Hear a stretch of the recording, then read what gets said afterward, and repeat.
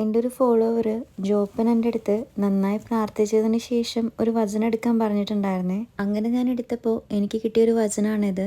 കർത്താവിനെ അനുസരിക്കുന്നവൻ തൻ്റെ അമ്മയെ സന്തോഷിപ്പിക്കുന്നു. പഴയ നിയമത്തിലെ പ്രഭാഷകൻ 3:2 3:6 ഇതിനോട് സമാനമായ വചനം നമുക്ക് കാണാൻ സാധിക്കും. കർത്താവിനെ ഭയപ്പെടുന്നവൻ പിതാവിനെ ബഹുമാനിക്കുന്നു, തനിക്ക് ജന്മം നൽകിയവരെ യജമാനന്മാരെ എന്ന പോലെ സേവിക്കുന്നു. പിതാവിനെ ബഹുമാനിക്കുന്നവന് ദീർഘായുസ്സുണ്ടാവും. കർത്താവിനനുസരിക്കുന്നവൻ അമ്മയ്ക്ക് ആശ്വാസം പകരും. നേരത്തെ ഞാൻ എടുത്ത വചനവും ഈ വചനങ്ങളുടെ എല്ലാം അർത്ഥം സമാനമായ രീതിയിൽ തന്നെയാണ്. ഇതാണ് ഈ വചനത്തിൻ്റെ അർത്ഥം. ദൈവത്തിനെ ഭയപ്പെടുകയും അനുസരിക്കുകയും ചെയ്യുന്നൊരു വ്യക്തി സ്വാഭാവികമായും തൻ്റെ മാതാപിതാക്കളെയും ബഹുമാനിക്കുകയും സ്നേഹിക്കുകയും ചെയ്യുന്നു.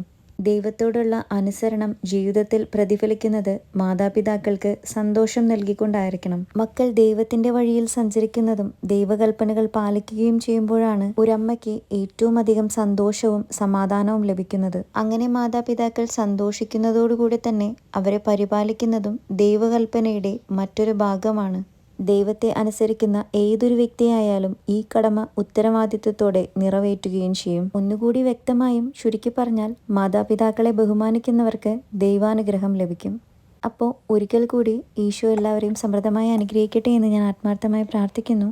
ആമേൻ.